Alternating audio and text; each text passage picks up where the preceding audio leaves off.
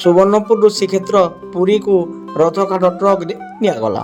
ପୁରୀ ରଥଯାତ୍ରା ପାଇଁ 3 ରଥ ନିର୍ମାଣ ସକାଶେ ସୁବର୍ଣ୍ଣପୁର ଜିଲ୍ଲା ମଲ୍ଲିକମୁଣ୍ଡା ଗ୍ରାମର ଆଦିତ୍ୟ ମିଶ୍ରଙ୍କ ବାରିପଟେ ଥିବା 5ଟି ଗଛ କଟାଯିବା ପରେ ଗଣ୍ଡି କାଠକୁ ଜଗନ୍ନାଥ ମନ୍ଦିର କମିଟିର ପରାମର୍ଶ କ୍ରମେ ସୁବର୍ଣ୍ଣପୁର ବନ୍ୟାଞ୍ଚଳ ଅଧିକାରୀଙ୍କ ଦ୍ୱାରା ଟ୍ରାନଜିଟ୍ ପରମିଟ୍ ପ୍ରାପ୍ତ ପରେ ଟ୍ରକ୍ରେ ବୁହା ହୋଇ ପୁରୀ ଅଭିମୁଖେ ବାହାରି ପଡ଼ିଛି।